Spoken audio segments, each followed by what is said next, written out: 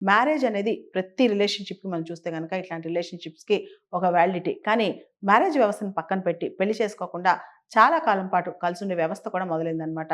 అసలు ఈవిడ ఇంతకాలం ఎందుకు కలిసుంది? పెళ్లి చేసుకోకుండా ఒకతనితో ఎందుకు కలిసుంది? బిడ్డను ఎలా కంది అని చెప్పి కూడా సుప్రీంకోర్టు అడగడం జరిగిందనమాట.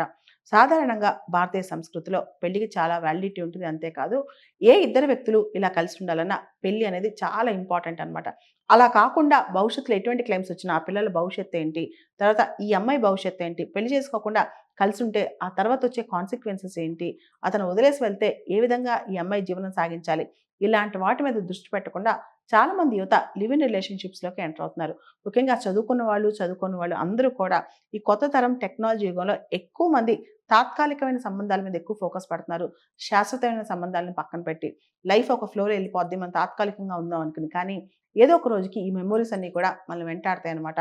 అన్ని కేసులు సుప్రీం కోర్ట్ దాకా, హైకోర్ట్ దాకా ఎళ్ళవు. కానీ మన కాన్సైన్స్ అనే కోర్ట్, మన అంతరాత్మ అనే కోర్ట్‌లో మాత్రం ప్రతి కేస్‌కి ఒక వాదన ఉంటది. ప్రతి మనిషికి ఒక సమాధానం ఉంటది. ప్రతి మనిషి దానికి సంబంధించిన గిల్ట్ క్యారీ చేస్తారనమాట. కాబట్టి మన జీవితంలో ఏ బంధంలో ఎవరితో ఉన్నాం అనేది మనకు ఒక క్లారిటీ ఉండాలి.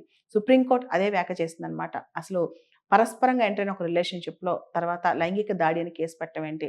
అదేవిధంగా పరస్పరం ఒక రిలేషన్‌షిప్‌లో ఉండి బిడ్డని కని, ఆ తర్వాత ఫాల్స్ ప్రిటెక్స్ట్ ఆఫ్ మ్యారేజ్ కింద నన్ను లోబరుచుకున్నాడు అనటం ఏంటి? ఇదంతా తప్పు కాదా? అని చెప్పి.